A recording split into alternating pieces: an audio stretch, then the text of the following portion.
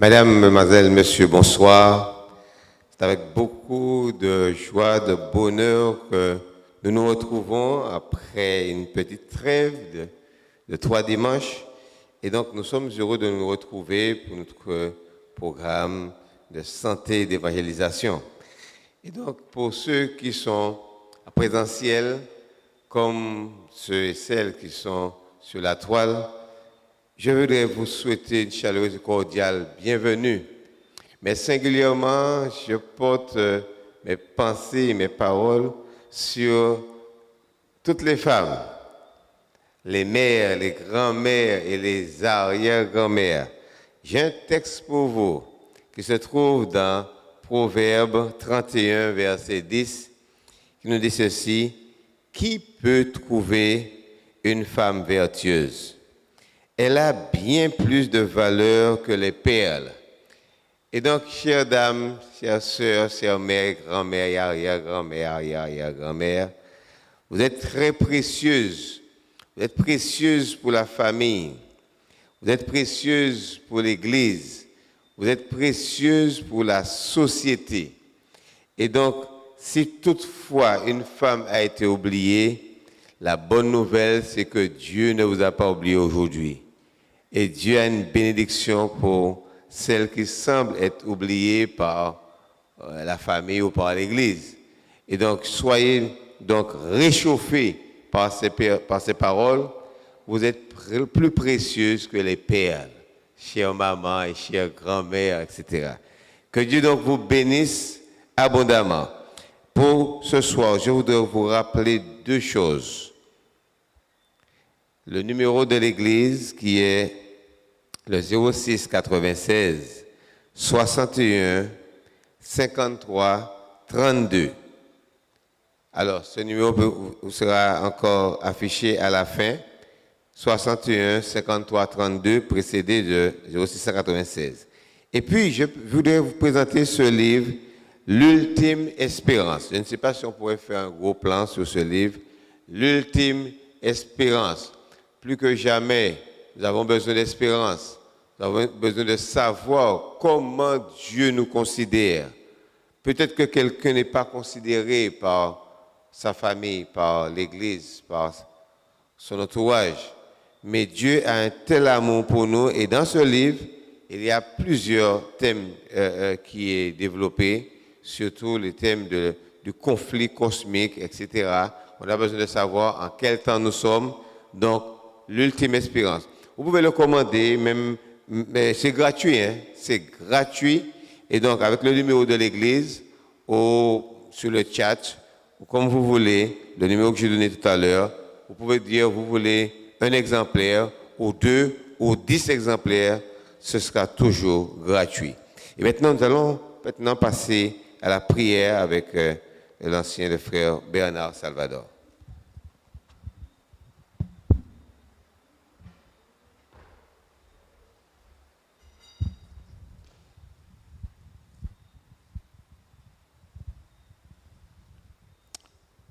Bonsoir mes amis. Alors je vous invite tout de suite à prendre une position appropriée pour la prière. Père éternel, Dieu 3 fois saint, nous sommes heureux et contents d'être en ta présence en cet instant. Et nous savons que c'est par les mérites de ton Fils Jésus-Christ que nous avons accès à ton trône de grâce. Et nous voulons te louer, te bénir, t'exalter pour tout cela, Seigneur. Veuille dans ton grand amour pardonner nos fautes, nos erreurs et nos manquements et nous permettre de recevoir, Seigneur, ton Saint-Esprit que tu es disposé à nous donner, de telle sorte que nous puissions être en communion avec toi et que ce que tu nous diras ce soir, nous puissions prendre un engagement avec toi pour nous préparer au prochain retour de ton Fils Jésus-Christ. Bénis chacun d'une façon spéciale. Bénis ce moment que nous passons ensemble et permets, Seigneur, que nous puissions bénéficier de ta présence. Nous réclamons une bénédiction toute particulière pour chaque maman, au nom de Jésus et pour ta gloire. Amen.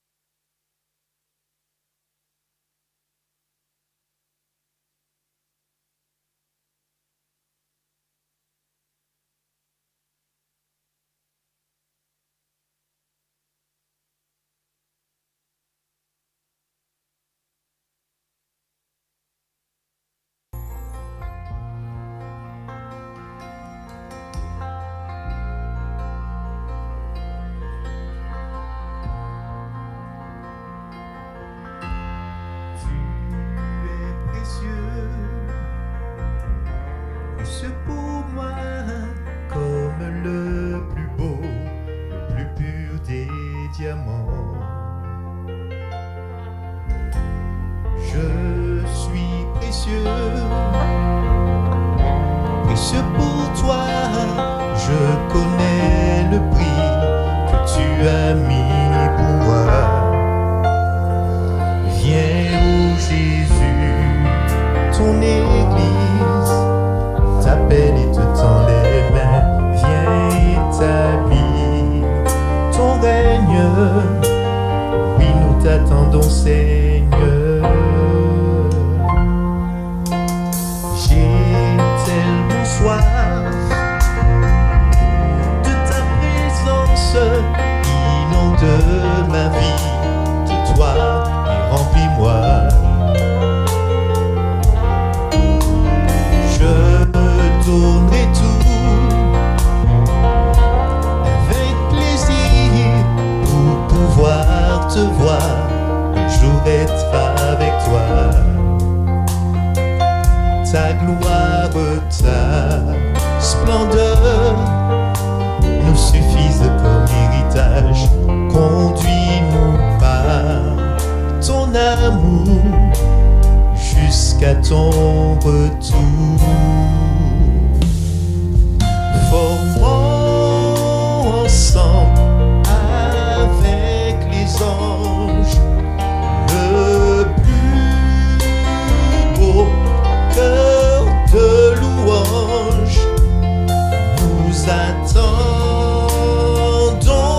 avec plaisir d'être près de toi pour te dire Jésus, oh Jésus, béni soit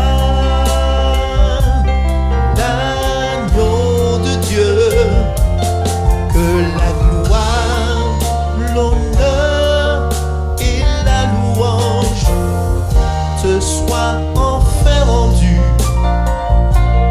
à jamais. Jésus, oh Jésus, magnifique est ton Saint-Nom pour les siècles des siècles. Amen. Amen.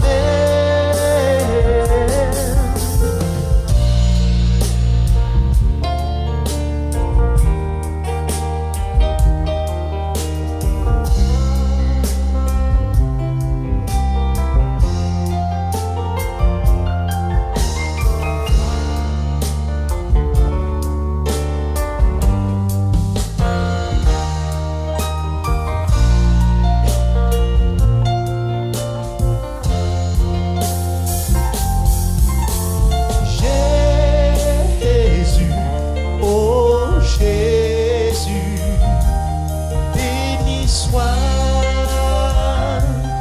l'agneau de Dieu, que la gloire, l'honneur et la louange te soient enfin rendus à jamais. Jésus, oh Jésus, magnifique est ton Saint-Nom pour les siècles des siècles. Amen. Amen.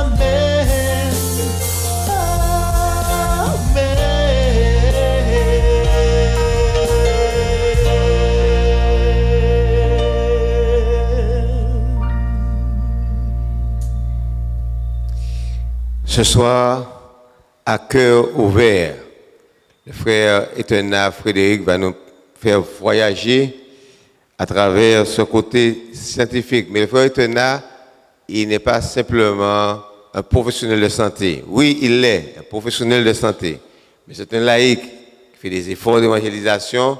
Donc ce soir, on lui a donné comme un wash and go. Il fait les deux. Il fait la partie santé et la partie spirituelle, puisqu'il a deux cordes à son arc. À cœur ouvert, frère Etena Frédéric, pour vous ce soir.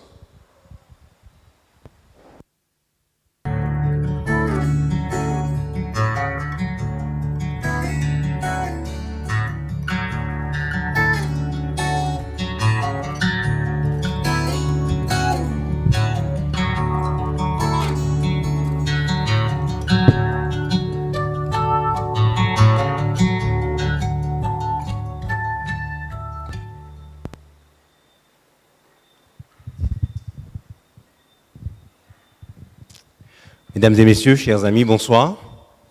Je suis très heureux d'être parmi vous en ce soir. Je remercie l'église de Montgarizim pour son invitation et c'est avec beaucoup de joie que je suis présent ce soir. On n'a pas pu être ensemble les fois précédentes, mais on a pu accorder notre calendrier pour que je sois avec vous en ce soir. Et comme cela a été dit, je n'ai pas beaucoup de temps, donc je vais commencer tout de suite la présentation. Donc, à cœur ouvert, donc je vais présenter la partie physique, santé du cœur, et nous allons embrayer tout de suite derrière la partie spirituelle. À cœur ouvert. Nous venons de vivre, chers amis, environ, ça fait un peu 2 ans que nous vivons un peu sous la férule d'un tout petit virus qui a contaminé le monde. Et depuis décembre 2019, je suis allé sur le site internet vérifier les statistiques aujourd'hui.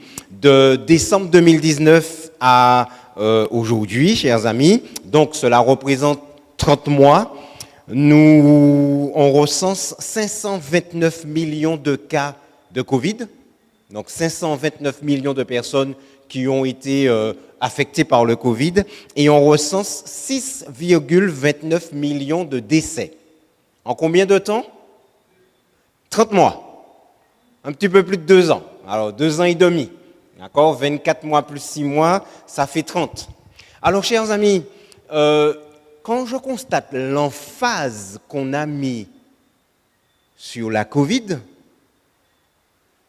je me dis, mais il y a un problème, parce qu'il y a pire que la Covid. En 30 mois, 6,29 millions de décès. En 30 mois. Mais il y a longtemps pire que la Covid. Et permettez-moi ce soir de vous parler des maladies cardiovasculaires. Une personne sur 2 meurt prématurément d'une maladie cardiovasculaire. Mourir prématurément, c'est mourir avant l'âge de 65 ans. Médicalement, 65 ans, c'est jeune. Une personne sur 2 meurt avant 65 ans d'une maladie cardiovasculaire. Qu'est-ce qu'on appelle une maladie cardiovasculaire? C'est une maladie qui va toucher le système cardiovasculaire. Qu'est-ce que le système cardiovasculaire? Il est composé de muscles, un muscle génial, imaginé et conçu, réalisé par un être génial, c'est notre Dieu. Le cœur, c'est un muscle avec 4 cavités dont le rôle est de se contracter et de se relâcher pour faire circuler le sang dans pas moins de 150 000 kilomètres de vaisseaux dans notre corps. Combien de kilomètres? 150 000 kilomètres de vaisseaux dans notre corps. Là encore, chers amis, il fallait un architecte génial pour loger 150 000 kilomètres de vaisseaux dans notre corps. Et nous avons 2 types de vaisseaux, les artères, dont le rôle est de transporter un sang riche en oxygène, et les veines chargées de transporter un sang riche en dioxyde de carbone. Alors, chers amis, les maladies cardiovasculaires, je n'ai pas suffisamment de temps pour en dire plus, les maladies cardiovasculaires, ce sont des maladies qui vont toucher ce système, à la fois le muscle cardiaque ou encore les vaisseaux. Et comme les vaisseaux vont irriguer les différentes parties du corps, En fonction des vaisseaux, de la localisation des vaisseaux, ce sont surtout des organes qui seront atteints. Donc, la maladie va porter la localisation et le nom de l'organe qu'elle irrigue. Alors, on distingue les maladies coronariennes. Ça veut dire quoi? Coronarien, coronaire, cœur. Ce sont les artères qui vont nourrir le cœur lui-même et qui sont responsables, les cardiopathies coronariennes, c'est tout simplement l'infarctus du myocarde, qu'on appelle aussi communément la crise cardiaque. Ensuite, chers amis, nous distinguons également les maladies cérébrovasculaires, cérébro-cerveau, vasculaire, vaisseau qui irrigue le cerveau. Là, on parle d'accident vasculaire cérébral. Deux types d'accidents vasculaires cérébrales, des accidents vasculaires dits ischémiques, le vaisseau se bouche. Avec quoi? Du cholestérol, de la graisse, chers amis. Et c'est 80% des AVC, et 20% des AVC, ce sont des AVC de type hémorragique, donc un vaisseau qui éclate, rupture d'anévrisme. Ensuite, on distingue les thromboses veineuses profondes, qu'on appelle couramment les phlébites. Et la phlébite, chers amis, va générer un autre problème, c'est l'embolie pulmonaire. Parce que la phlébite, c'est quoi? C'est un caillot, hein, c'est le sang à cailloter dans la jambe, et ce caillot peut partir dans la circulation et aller boucher une artère au niveau des poumons, c'est ce qu'on appelle l'embolie pulmonaire. On distingue aussi les artériopathies périphériques, surtout au niveau des jambes, c'est ce qu'on appelle la mauvaise circulation. L'hypertension artérielle est également une problématique, une maladie cardiovasculaire, et en Martinique, la maladie numéro 1 sur la liste des affections dites de longue durée, c'est l'hypertension artérielle, et en deuxième, on trouve le diabète. Et enfin, chers amis, le dernier stade de la maladie cardiovasculaire, c'est l'insuffisance cardiaque. Alors, je vous dis qu'il y a pire que la Covid. La Covid a tué combien de personnes? Vous vous rappelez? 6,29 millions de personnes. En combien de temps? 30 mois. Eh bien, chers amis, chaque année, c'est combien de mois? 12 mois. En 12 mois, 20 millions de personnes décèdent d'une maladie cardiovasculaire. En combien de temps? 12 mois. 20 millions. Alors je me dis, mais mince, on a mis l'emphase comme ça sur le petit virus, et qu'est-ce qu'on fait pour les maladies cardiovasculaires? Qu'est-ce qu'on fait pour les maladies cardiovasculaires? Rien que l'infarctus du myocarde, il tue en 12 mois 7,6 millions de personnes. Donc plus que la Covid en 30 mois. Rien que l'infarctus du myocarde. Quant aux AVC, c'est 6,7 millions de décès par an. Presque autant que la Covid, plus que la Covid en 30 mois. Rien qu'en 12 mois, chers amis. Et les scientifiques de l'OMS prévoient qu'à l'horizon 2030, c'est 23,6 millions de personnes qui décéderont chaque année d'une maladie cardiovasculaire. En d'autres termes, ça ne va pas s'arranger, mais ça va s'aggraver. Quelle est la cause? Et je veux faire un focus sur l'AVC, l'accident vasculaire cérébral, et l'infarctus du myocarde.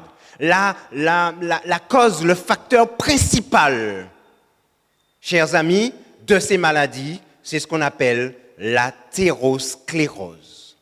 Athérosclérose. Qu'est-ce que c'est que l'athérosclérose? Regardez ici, nous avons une artère saine.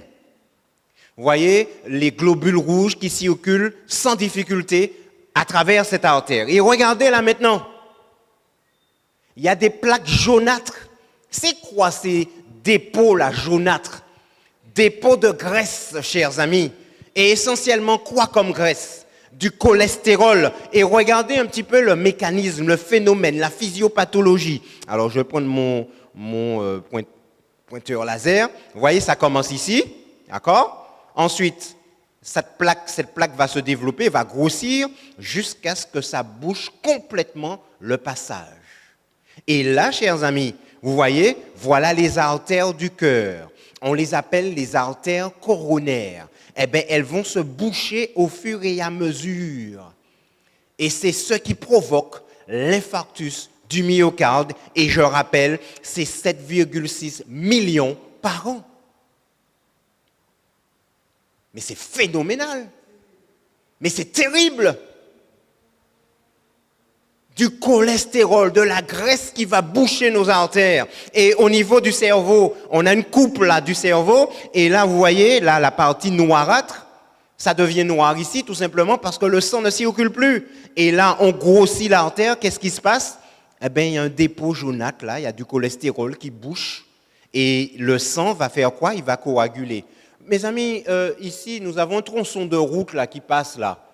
Il est régulièrement embouteillé. Mais les voitures ne sont pas vivantes. Elles peuvent rester longtemps debout, là, en stationnement, en attendant que ça s'améliore, mais elles ne vont pas s'agglutiner. Le sang, il est vivant. Et il faut qu'il circule. S'il s'arrête de circuler, il va se coaguler. Et là, ça forme un caillot, et c'est ce qui provoque ici l'AVC de type ischémique. J'ai oublié de mettre à jour mon chiffre. Ce n'est pas 5,7, mais 6,7 millions d'AVC ischémiques par an.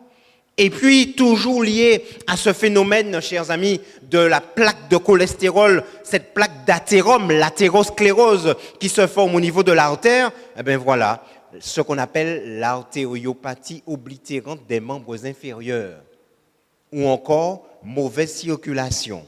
Et vous voyez, regardez cette image, elle est extraordinaire, hein? Là, on voit les 150 millions de kilomètres de vaisseaux. Et là, on ne voit pas tout. Parce que les vaisseaux deviennent encore petits. On a ce qu'on appelle les capillaires. Et qui favorisent les échanges gazeux. Alors, chers amis, qu'est-ce qui provoque ça? Nous l'avons dit, c'est le cholestérol. Et où trouvons-nous le cholestérol? Essentiellement dans les aliments d'origine animale. Le cholestérol, nous le trouvons où? Dans les aliments d'origine animale. Si nous nous référons à l'alimentation que Dieu nous a donnée au départ, dans Genèse chapitre 1er, verset 29, nous trouvons cette déclaration. « Voici, je vous donne toute herbe portant de la semence et qui est à la surface de toute la terre, et tout arbre ayant en lui du fruit d'arbre et portant de la semence. » Ce sera quoi? Votre nourriture. Quelles sont ces herbes qui portent de la semence et ces arbres qui portent de la semence? Eh bien, nous avons d'abord les céréales complètes. Toutes les céréales, le blé, quoi d'autre? L'avoine, le millet, l'orge, seigle, quinoa, etc. Donc nous avons toute une variété, chers amis, d'herbes qui portent de la semence et qu'on appelle des céréales, et il vaut mieux les consommer complètes, ces céréales. Non pas raffinées. Le riz blanc est une céréale raffinée. Le blé, la farine blanche a été raffinée. Vaut mieux encore utiliser la farine complète. Dans les céréales, chers amis, il n'y a pas de cholestérol. Ensuite, nous trouvons quoi? Eh bien, pour donner du goût aux aliments, pour relever les aliments, pour conserver les aliments, notre Dieu a créé des herbes, des épices, des condiments dans lesquels on ne trouve pas non plus de cholestérol. Ensuite, Dieu a créé toute une variété de fruits, chers amis. Les arbres qui portent du fruit, des mangues-julis, des bassignacs. C'est la saison en ce moment. Si vous êtes ni trop, vous m'appelez, je vais vous laisser le numéro tout à l'heure.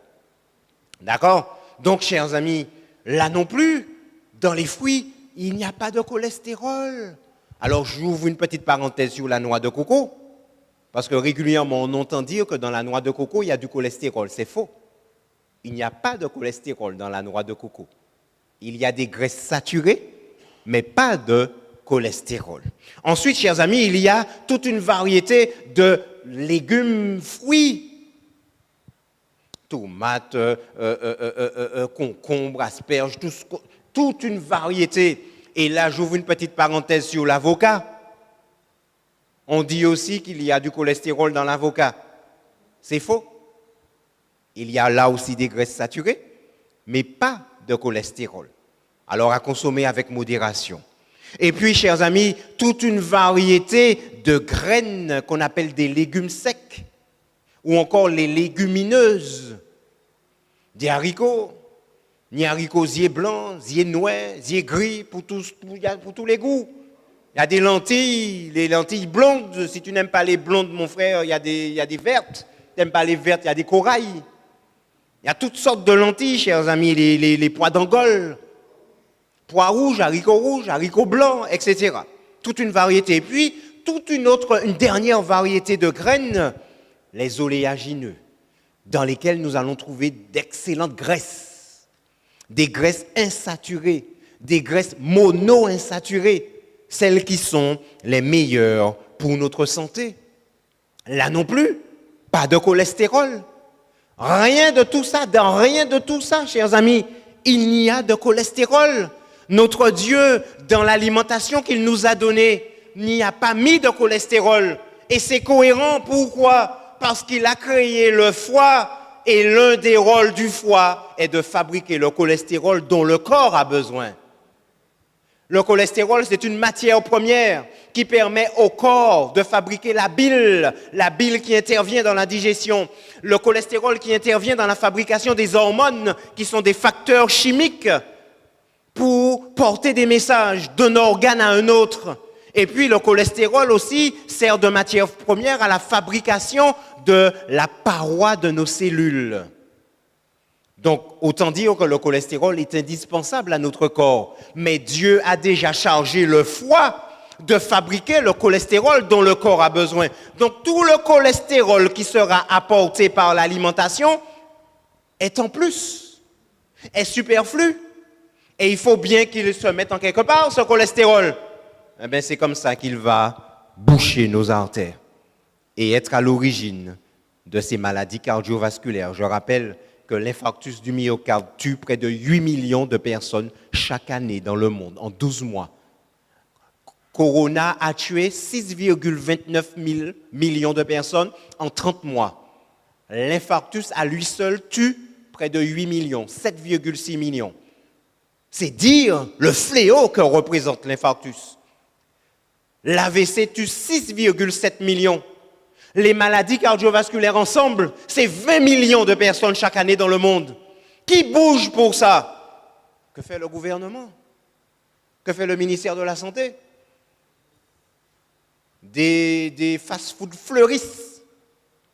Des magasins nous vendant des burgers fleurissent. Et personne ne s'inquiète. Personne ne s'inquiète de vouloir dire, mais non, il ne faut pas consommer ça, arrêtons, etc., manger des fruits et légumes. Mes chers amis, voilà pour la partie physique. Mais nous ne sommes pas seulement malades sur le plan physique au niveau de notre cœur, mais nous le sommes aussi sur le plan spirituel. Et nous avons un homme que nous connaissons très bien, le roi David, l'intrépide David, qui n'a même pas eu peur du géant Goliath, et arrivé au fait de sa suprématie, de sa gloire en tant que roi, va commettre une erreur et il va pleurer amèrement. Amèrement. Oh Dieu, crée en moi un cœur pur. Nous connaissons tous l'histoire de David, chers amis. De quoi David parle-t-il? David souffrait-il d'une maladie cardiovasculaire? David avait-il un problème d'infarctus du myocarde? Ou bien avait-il un autre problème, un problème d'hypertension artérielle? Avait-il... voilà, de quoi parle-t-il? Il dit « Ô Dieu, crée en moi un cœur pur ». De quoi parle David? Est-ce qu'il parle là de la pompe cardiaque? Est-ce qu'il parle là du muscle cardiaque que nous venons de décrire, avec toutes les maladies qui affectent le système cardiovasculaire? Non. De quoi il parle? Quelle a été son erreur? Il a commis un péché. Et alors qu'il était sur le toit de son palais, il a vu un spectacle des plus réjouissants. Et là-dedans, il y a des choses qui se sont passées. Il a fait le film d'abord, et ensuite il a pris des décisions, il a fait des choix, etc. C'est là-dedans que ça ne va pas. Là-dedans, chers amis. Alors le cœur, c'est quoi? Pour bien comprendre ce que représente le cœur dont parle David, revenons au départ, Genèse chapitre 2 au verset 7. L'Éternel Dieu forma l'homme de la poussière de la terre, il souffla dans ses narines un souffle de vie, et l'homme devint une âme vivante.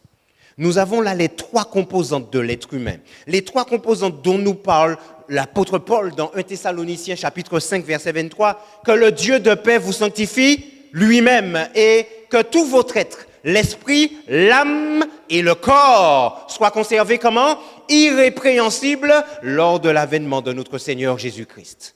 Paul parle de trois parties du corps de l'être humain. Le corps, l'âme et l'esprit. Alors revenons sur notre texte. L'Éternel Dieu forma l'homme de la poussière de la terre, le corps, la dimension physique. Il souffla dans ses narines un souffle de vie, l'esprit, la dimension spirituelle. Et l'homme devint une âme vivante, la dimension morale. Les voilà ces trois dimensions, chers amis. La dimension physique, le corps, où nous retrouvons tous ces systèmes dont nous sommes composés. Et avec tous ces systèmes, chers amis, alors on va distinguer quatre grands groupes. Un premier grand groupe responsable pour permettre au corps de se mettre en mouvement, de se mouvoir, de garder une certaine posture. Alors nous avons le système squelettique. À ce système squelettique, pour qu'il soit bien coordonné, pour que les gestes soient gracieux, lorsque nous regardons de la danse, etc., des joueurs de foot, pour que la chose soit bien coordonnée, nous avons le système articulaire. Et pour le mouvement, chers amis, pour permettre au squelette de se déplacer, de marcher, de courir, de s'asseoir, de s'accroupir, quelle que soit la position, de s'allonger, il faut le système musculaire, les muscles qui sont chargés de se contracter, de se relâcher, comme le muscle cardiaque, pour permettre le mouvement.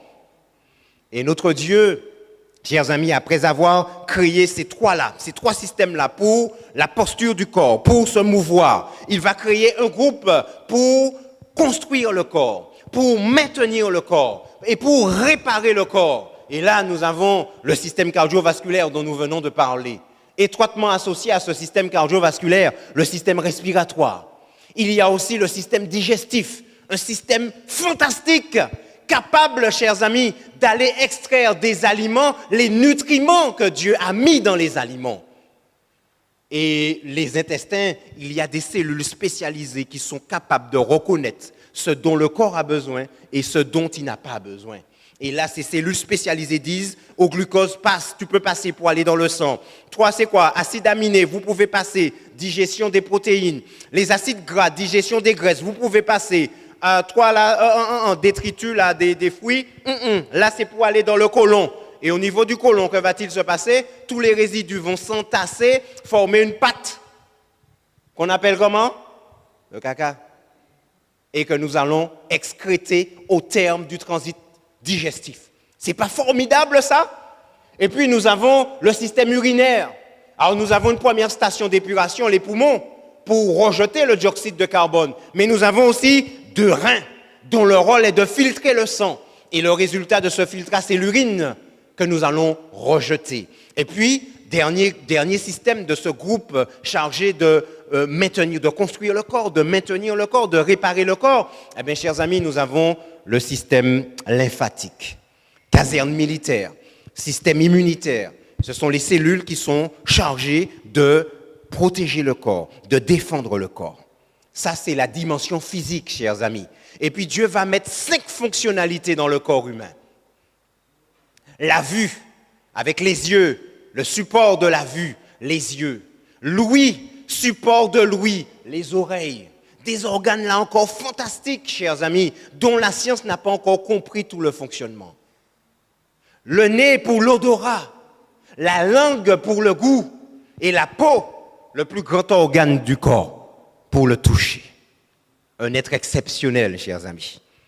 Et lorsque Jésus, après s'être penché par terre, parce que durant toute la création, il a parlé, mais s'agissant de l'homme, l'Éternel le façonna de ses mains. Que va faire Jésus après l'avoir façonné de ses mains? Il souffla dans ses narines un souffle de vie. Et alors, cet être humain, tout le corps prit vie. Et l'homme devint une âme vivante. L'homme se réveilla. L'homme ouvrit les yeux. Et la première chose qu'il vit, il vit son Créateur penché sur lui souriant. Et lui souhaitant la bienvenue dans ce monde. Tous les animaux sont là. Ils sont en train de voir leur futur gérant. L'homme, il est devenu une âme vivante. Donc l'esprit, chers amis, le souffle, c'est aussi l'esprit. C'est la dimension spirituelle où on va retrouver la conscience de l'être humain à travers laquelle Dieu lui parle.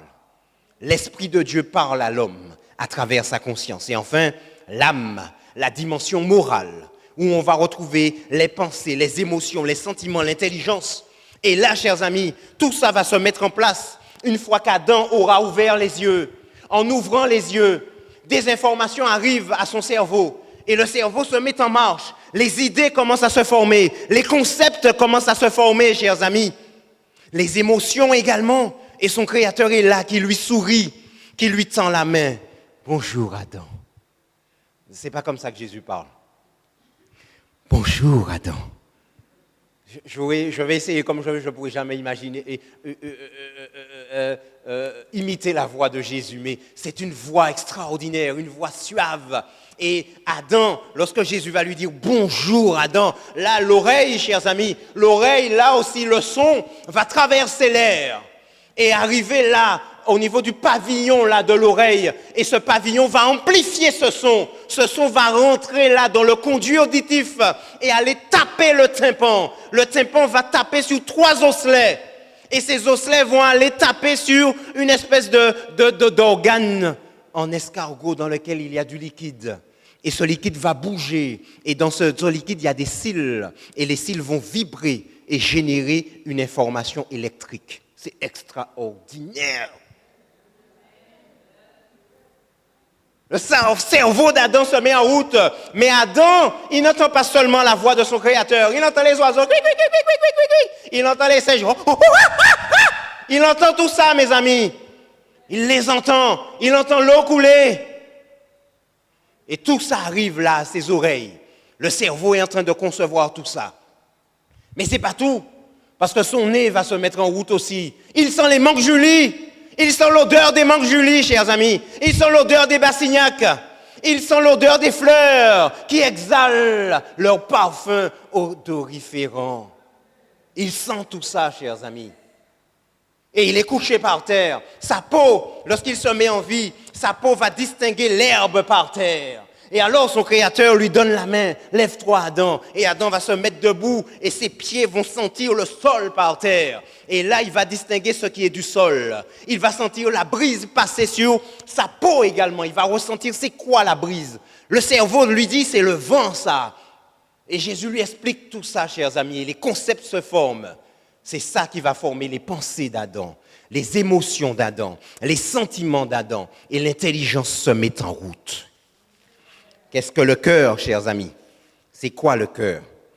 Salomon nous dit dans Proverbes chapitre 16 au verset 1, « Les projets que forme le cœur dépendent de l'homme, mais la réponse que donne la bouche vient de l'Éternel. » Les projets que forme quoi? Le cœur.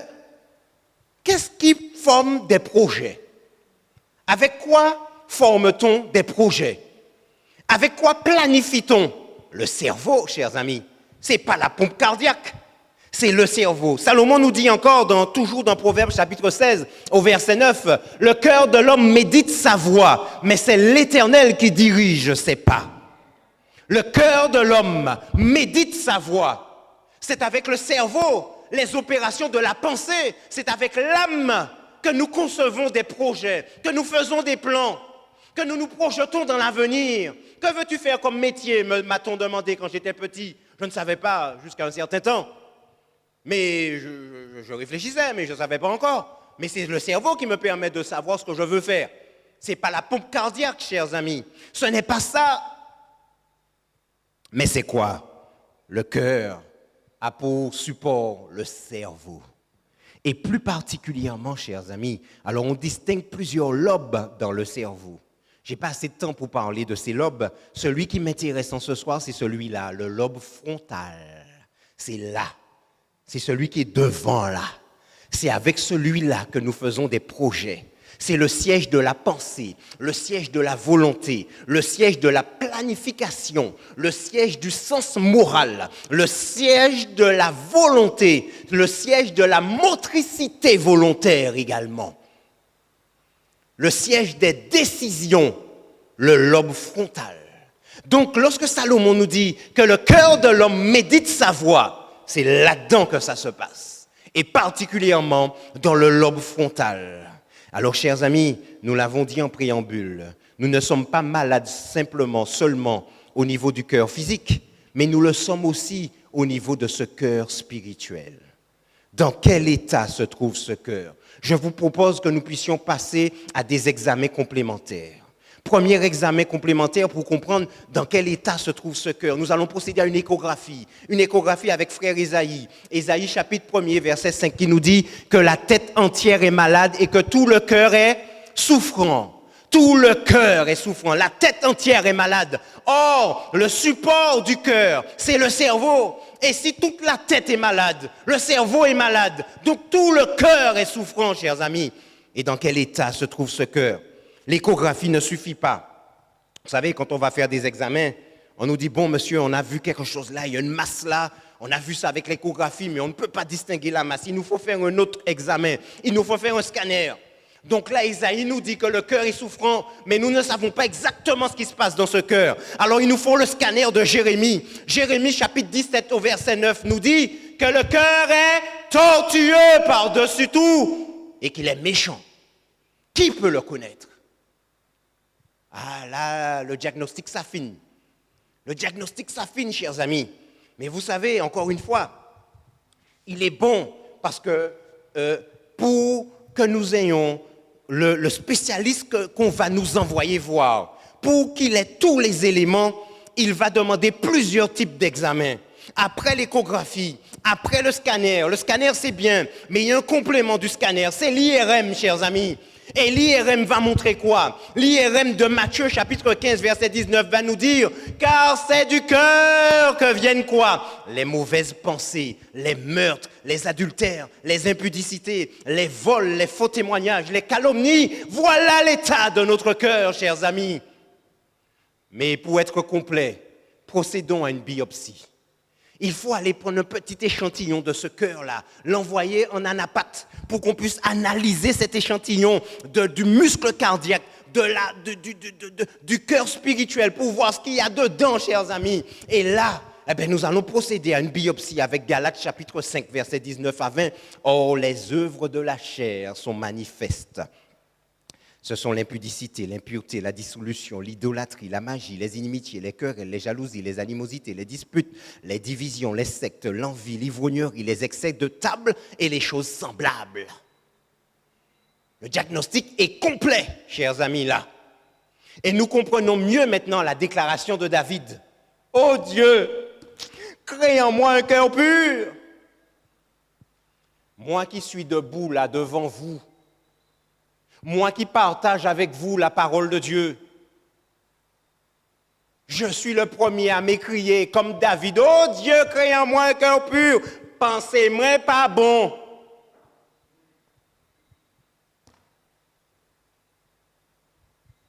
Moi qui parle dit bon Dieu là, là, présent là, à dans petit moment, à rentrer ma capati, je la route là, pensez-moi, j'ai parti. Vous comprenez? Le combat dans lequel nous sommes. Et nous sommes tous dans ce combat. Personne n'est meilleur que l'autre. C'est la raison pour laquelle nous ne devons juger personne. Et nous devons faire preuve de clémence envers nos frères et sœurs, d'amour, ne pas soutirer le péché, mais aimer nos frères dans notre manière de faire. Y a-t-il une solution, chers amis? Oui. La Bible va nous conduire au médecin par excellence. Notre médecin traitant, lorsqu'il a tous les résultats, nous dit « je vais vous envoyer vers le cardiologue par excellence. Et la parole de Dieu, après avoir fait le diagnostic, l'échographie d'Ésaïe, le scanner de Jérémie, l'IRM de Matthieu, la biopsie de Galate, avec tous ces résultats, la Bible nous dit, je vais vous envoyer vers le médecin par excellence. Et ce médecin par excellence, c'est lui, c'est Jésus. Dans Luc chapitre 5, versets 31 à 32, Jésus prenant la parole leur dit, ce ne sont pas ceux qui se portent bien qui ont besoin de médecins, mais les malades. Je ne suis pas venu appeler à la repentance des justes, mais des pécheurs. Jésus là se pose lui-même comme un médecin. Et il est en train de dire que les médecins sont utiles pour ceux qui sont malades. Parce que certains d'entre nous se disent, ah non, je n'ai qu'à prier, je n'ai pas besoin d'aller au docteur, je prie, il y a un traitement pour maladie, je n'ai pas qu'à prendre ça, je n'ai qu'à prier et le Seigneur va me guérir. Attention à ce que notre foi ne soit pas de la présomption. Je n'ai pas besoin, je n'ai qu'à prier le Seigneur. Le Seigneur est en train de dire là, ce ne sont pas ceux qui se portent bien qui ont besoin de médecins, mais les malades. Donc Jésus est en train de dire là que les médecins sont nécessaires. Et il dit, je ne suis pas venu, donc je me pose en tant que médecin. Et Jésus, chers amis, il a une spécialité. Il est cardiologue. C'est le cardiologue par excellence. Il dit lui-même dans Luc chapitre 4, verset 18, « L'Esprit du Seigneur est sur moi parce qu'il m'a envoyé pour faire quoi? Pour annoncer une bonne nouvelle aux pauvres. Il m'a envoyé pour faire quoi? Pour guérir qui? Ceux qui ont quoi? Le cœur brisé. Oui, le cœur est brisé, chers amis. Le cœur est souffrant, nous dit l'échographie d'Ésaïe. Le cœur est tortueux, révèle le scanner de Jérémie. Il est méchant par-dessus tout. Et personne ne peut le connaître à part le Seigneur. Matthieu, pour sa part, révèle, et c'est une déclaration de Jésus, que c'est du cœur que viennent les mauvaises pensées, les animosités, les adultères, etc. Et quant à la biopsie, n'en parlons même pas. Alors, chers amis, Jésus, il est là, il veut nous guérir. Mais est-ce que nous voulons être guéris? Tout là est la question. Le remède existe déjà. Jésus est mort pour nous tous. Le remède est là. Voulons-nous être guéris? Alors Jésus, en tant que gentleman, et d'ailleurs, Jésus, il a toujours un temps d'avance sur la science. Hein. Et pour ceux qui suivent les Zooms de Gilgal, la Bible a en moyenne 3000 ans d'avance sur la science d'aujourd'hui. Une moyenne de 3000 ans d'avance. Hein. Mes amis, c'est un gouffre temporel. 3000 ans d'avance, vous imaginez? Aujourd'hui, quand vous allez vous faire opérer ou qu'on vous fait un examen, qu'est-ce qu'on vous demande maintenant? De signer un petit papier. C'est à Paris il n'y a pas longtemps. Moi, quand j'ai commencé à travailler à l'hôpital, il n'y avait pas ça. Hein. Ça a évolué. Hein? Je sous-signais, M. Frédéric Etena certifie avoir reçu toutes les informations concernant l'opération qu'il va subir. Je reconnais avoir posé toutes les questions et avoir obtenu toutes les réponses à mes questions.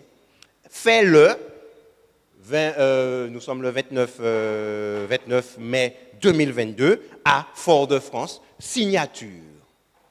Tant qu'il n'y a pas ce papier-là, on ne m'opère pas. Vous comprenez? Il faut aujourd'hui le consentement du patient.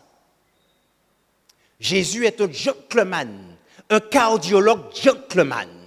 Il veut notre consentement. Et ce consentement, nous le trouvons dans Proverbes chapitre 23, verset 26. Mon fils, ma fille, donne-moi ton cœur et que tes yeux se plaisent dans mes voies. Qu'est-ce que Jésus a dit, mes amis?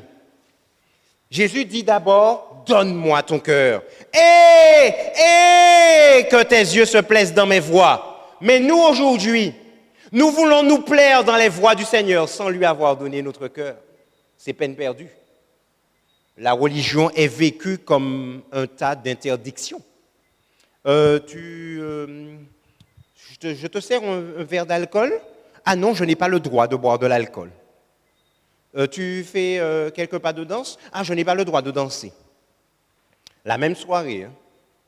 Bon, écoute, là, on donne quelques sandwichs. C'est quoi le sandwich? Il y a quoi dans le sandwich? Ben écoute, c'est jambon. Ah non, j'ai pas le droit de manger de jambon. Mais excuse-moi, finalement, tu as le droit de faire quoi en fait? Vous comprenez? Lorsqu'on vit les choses comme ça, je n'ai pas le droit de, je n'ai pas le droit, je n'ai pas le droit, je n'ai pas le droit, je n'ai pas le droit, je n'ai pas le droit. Beaucoup parmi nous vivent l'évangile comme ça, vivent la relation avec Jésus comme ça. Et en fait, c'est pas très plaisant comme relation en fait. La religion est vécue comme un sacerdoce, et dès que j'ai l'âge de m'émanciper, ma réalité, ça tombait. Parce que je n'ai pas donné à Jésus mon cœur. Ça peut faire 20 ans, 30 ans, 40 ans, 60 ans que nous sommes assis sur les bancs de l'église. Avons-nous donné notre cœur à Jésus? Ou nous contentons-nous d'observer les commandements? Or, Jésus a dit quoi? Si vous m'aimez, gardez mes commandements.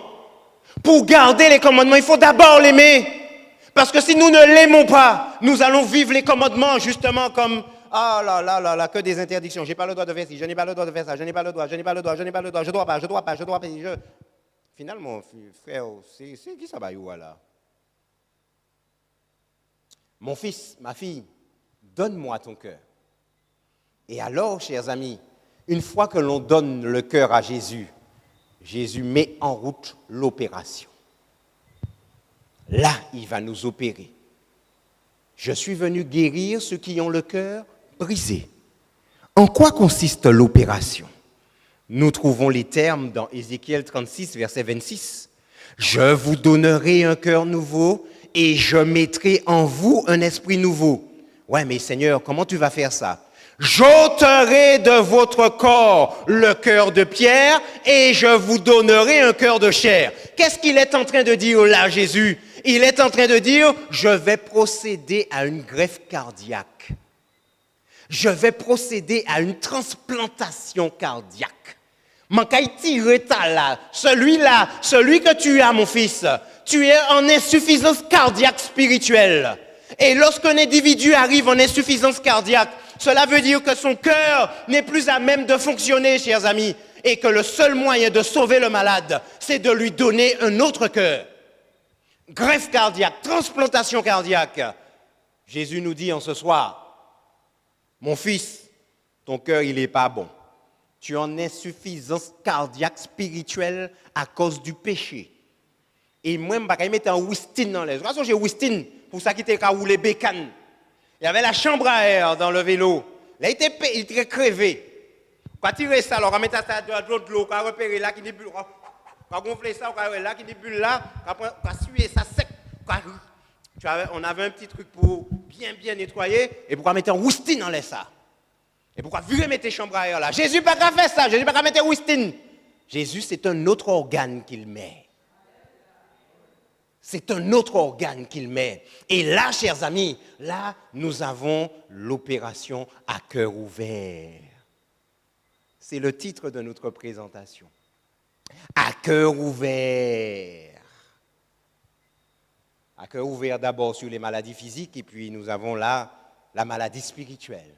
Jésus, c'est lui qui nous opère. Et regardez la poche de sang qui est en avant. Chers amis, durant cette opération, c'est le sang de Jésus qui nous transfuse, chers amis. Circulation extracorporelle. C'est son sang, chers amis, qui nous protège. C'est son sang qu'il va mettre en nous, chers amis, pour nous laver. Et puis, rappelez-vous, là, voilà, Dieu va nous donner un cœur nouveau. Mais rappelez-vous que ce n'est pas la pompe, c'est là que ça se passe. Jésus va nous donner une nouvelle disposition à le servir. Un cœur qui soit malléable. Un cœur qui soit soumis à Dieu. Un cœur qui soit soumis à son enseignement. Un cœur qui apprenne à l'aimer, à le connaître et à l'aimer de tout son cœur, de toute son âme, de toute sa force et de toute sa pensée. Ce cœur nouveau, c'est une disposition nouvelle à le servir. Une disposition nouvelle à le connaître. Une disposition nouvelle à vivre chaque jour avec lui d'une relation nouvelle. Et alors, chers amis, vous le savez tous, quel est le risque lorsqu'on transplante une greffe? Quel est le risque? Le rejet. Parce que le système immunitaire, il est... Oh, t'es qui toi? Pas la monsieur sorti, monsieur c'est ici, il a fini. Rejetons-le, lapidons-le. Après on rejet les messieurs, rejet. Et en général, c'est au bout de 7 jours. Que fait-on pour éviter le rejet? On va donner des médicaments qui vont leurrer le système immunitaire, l'affaiblir pour qu'il ne rejette pas l'organe. Notre Dieu, il est extraordinaire parce qu'après avoir dit qu'il nous donnera un cœur nouveau, après nous avoir parlé de la transplantation, il nous dit maintenant, voilà le médicament anti-rejet. Je mettrai mon esprit en vous et je ferai en sorte que vous suiviez mes ordonnances et que vous observiez et pratiquiez mes lois.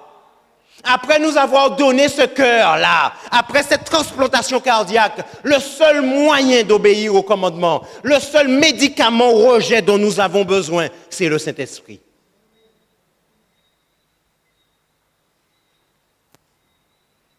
Médicament anti-rejet de la greffe cardiaque spirituelle.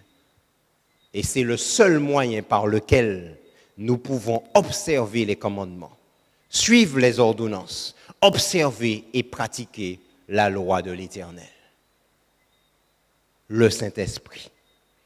Chers amis, Jésus l'a dit, mon fils, ma fille, donne-moi ton cœur et que tes yeux se plaisent dans mes voies.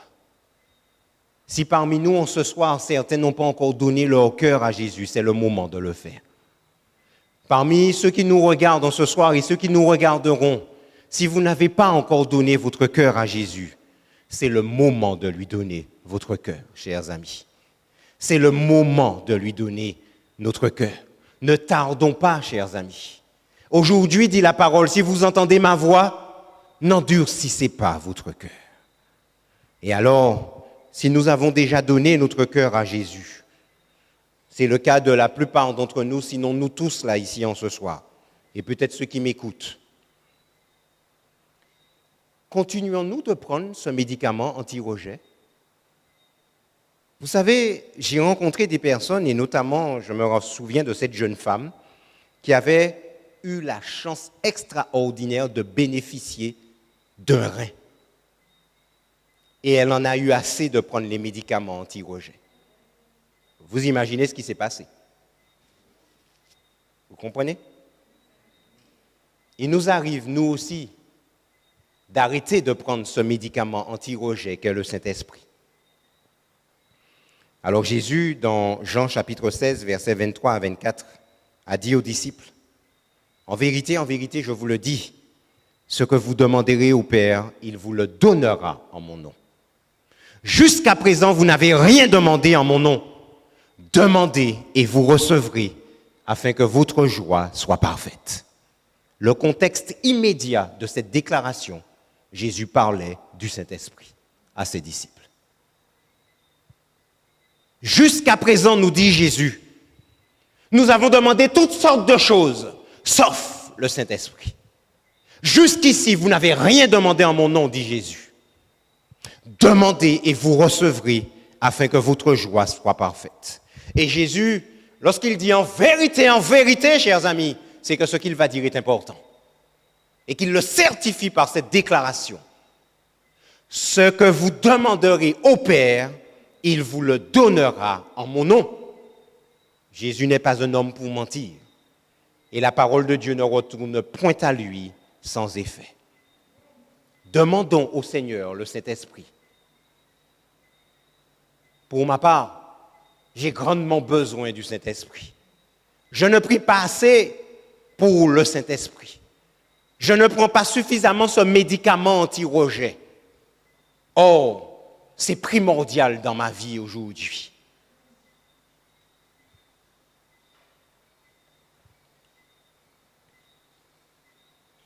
À cœur ouvert, je vous remercie de votre attention. Je vous invite à vous lever, pour ceux qui le peuvent, et nous allons prier pour terminer.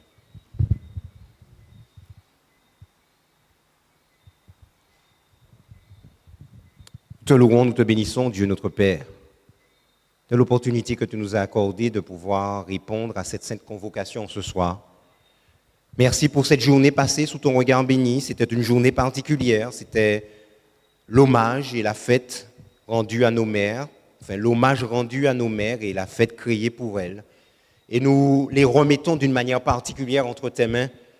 Merci de leur accorder ton Saint-Esprit, de leur ouvrir l'intelligence, de les aider à comprendre le rôle crucial qu'elles jouent aujourd'hui au sein de la société, en mettant au monde des enfants et en formant et en forgeant le caractère de ces enfants qui seront les forces vives de la nation.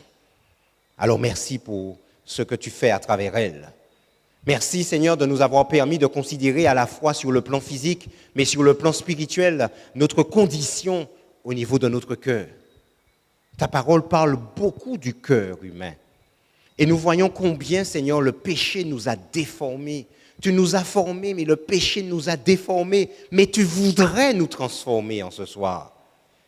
Et Seigneur, après avoir fait le diagnostic de l'état de notre cœur, tu nous dis en ce soir, mon fils, ma fille, donne-moi ton cœur et que tes yeux se plaisent dans mes voies. Il n'est pas trop tard.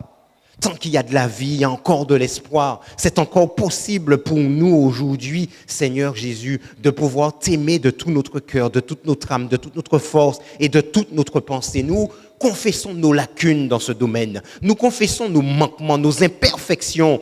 Nous voulons, Seigneur, nous voulons te plaire. Mais le mal est tellement attaché à nous que l'instant de moment, après avoir pris la décision de te servir, il nous arrive de servir la chair. Il nous arrive, Seigneur, de répondre à nos pulsions et à répondre également à la chair, à ce qu'elle réclame, à ce qu'elle désire. Mais Seigneur, tu ne nous as pas laissés seuls dans ce combat. Tu veux, Seigneur, nous transformer. Tu nous demandes notre cœur en ce soir afin d'opérer cette transplantation cardiaque. Seigneur, prends ce cœur. Prends-le, oh Dieu. Un cœur impur, un cœur tortueux par-dessus tout, un cœur méchant. Oui, prends-le, Seigneur. Nous te donnons carte blanche en ce soir, afin de nous opérer sur ta table, Seigneur, d'opération.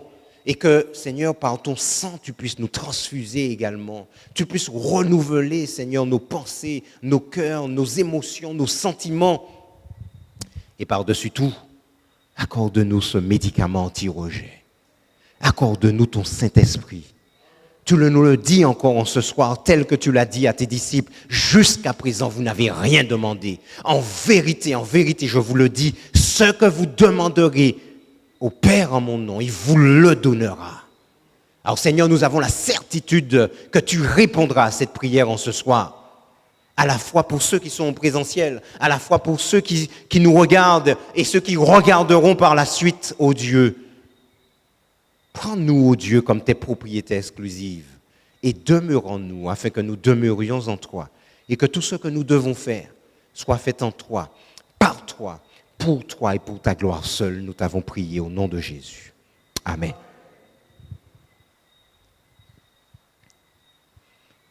Nous vous souhaitons une bonne soirée. Merci pour votre présence, à la fois sur les bancs de l'église, à la fois aussi sur YouTube. Que Dieu nous bénisse et une bonne soirée à tout un chacun.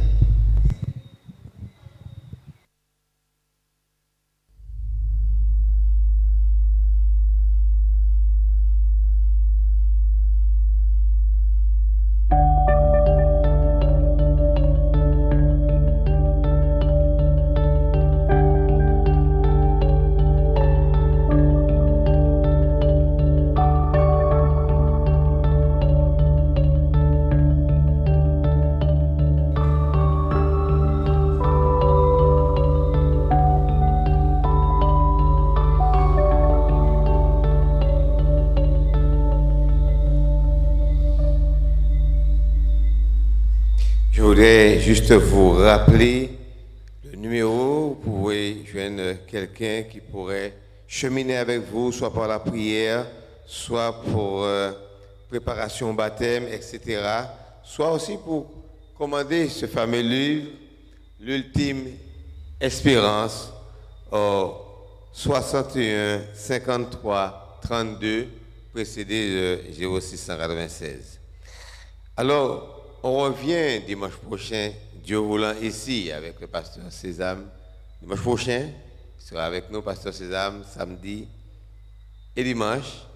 Et donc, emmenez vos amis, partagez le lien, puisque vos amis pourront réécouter ou écouter la présentation de ce soir par frère Etena Frédéric. Donc, ne gardez pas ça pour vous, partagez ça avec un collègue, d'accord? Et donc, revenez dimanche prochain. Que Dieu vous bénisse, passez une bonne semaine et que Dieu continue à bénir cette église pour que nous soyons en bonne santé et avoir un bon cœur. Bonne soirée à tous.